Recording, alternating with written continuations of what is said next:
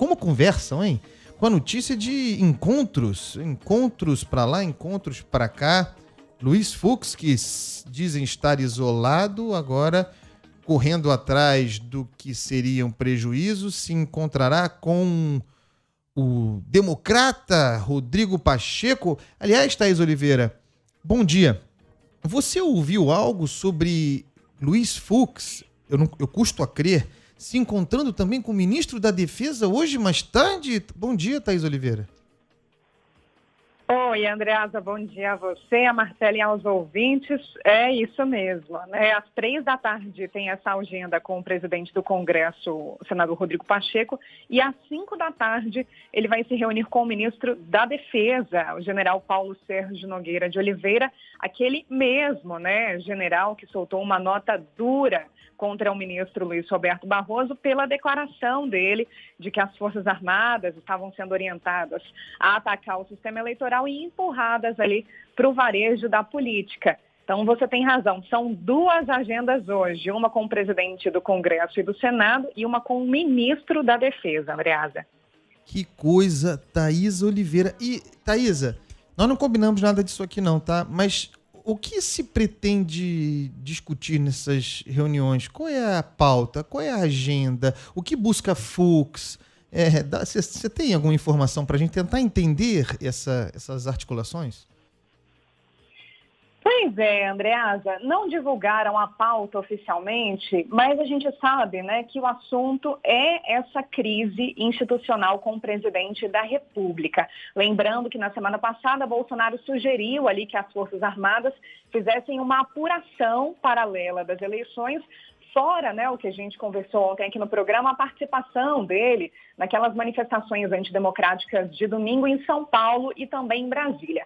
Essas duas agendas são meio que uma resposta ali, né, do presidente do STF às críticas de que, diante dos últimos ataques do presidente Jair Bolsonaro, ele fez uma defesa muito tímida do Supremo e acabou deixando os ministros responderem sozinhos, né, a esses ataques do presidente Jair Bolsonaro.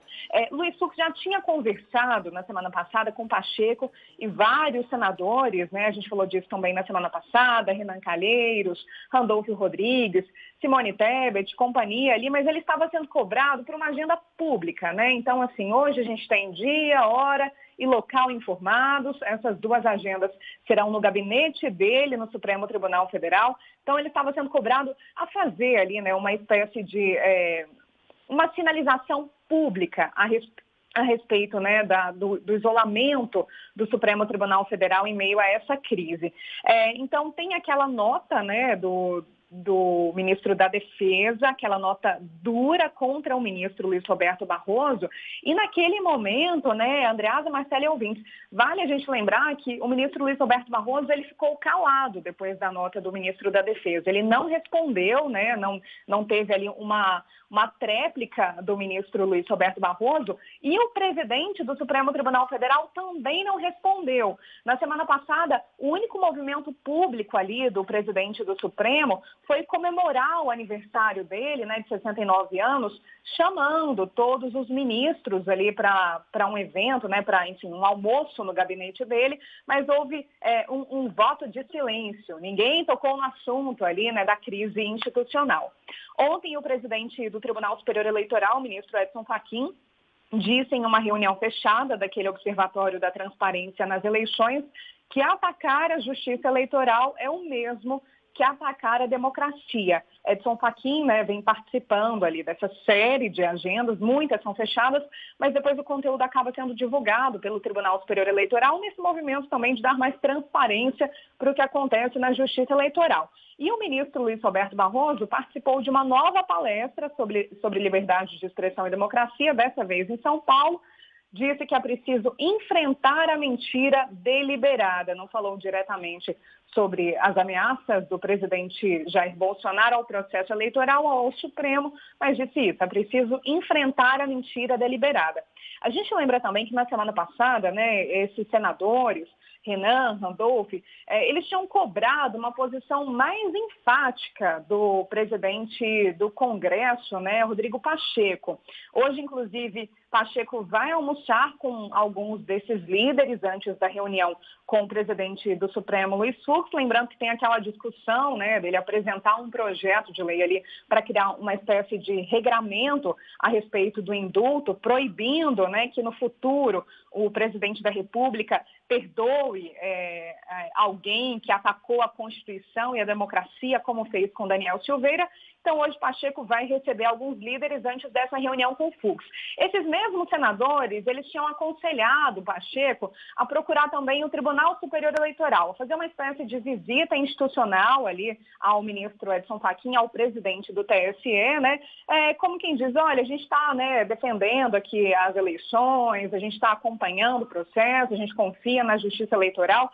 Só que Pacheco não teria gostado muito dessa sugestão, porque já existe o Observatório das Eleições e o Senado participa oficialmente desse observatório, né? Tem ali alguns senadores que integram esse grupo do TSE. Então ele não teria gostado muito dessa sugestão, mas deixou a questão em aberto, né? Disse que ia pensar sobre o caso, porque, enfim, sugeriram que ele também procurasse o TSE, mas ele tinha dito ali que não tinha necessidade. Agora, dessa vez, o convite, né, partiu ali oficialmente do ministro Luiz Fux, não divulgou a agenda, mas a gente sabe que o assunto, a pauta do dia, é essa crise institucional, Andreasa.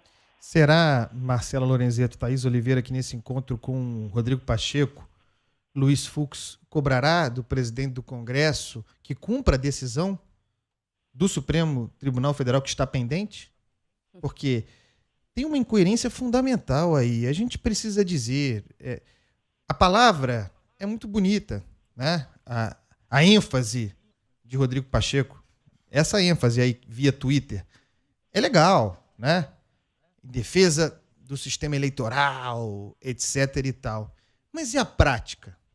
A ideia de respeito à harmonia entre os poderes, a valorização do equilíbrio republicano, o fortalecimento do Supremo Tribunal Federal.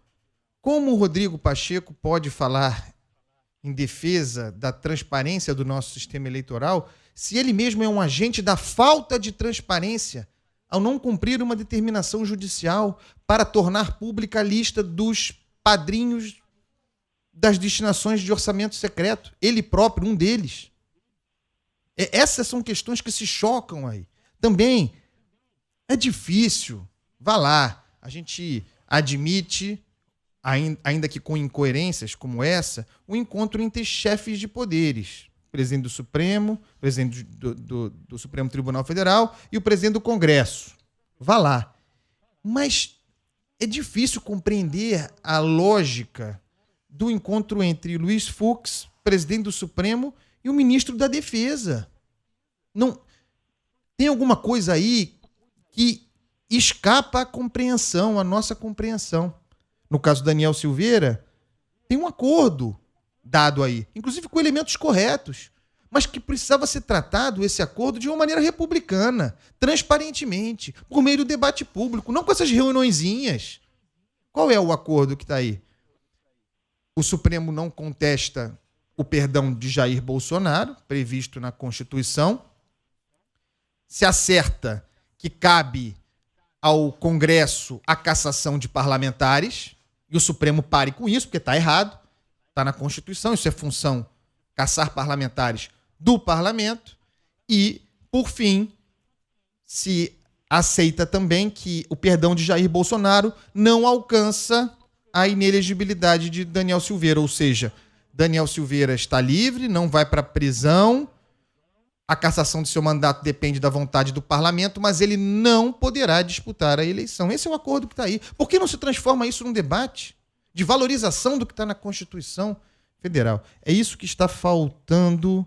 Thaís Oliveira, um beijo para você. Obrigado.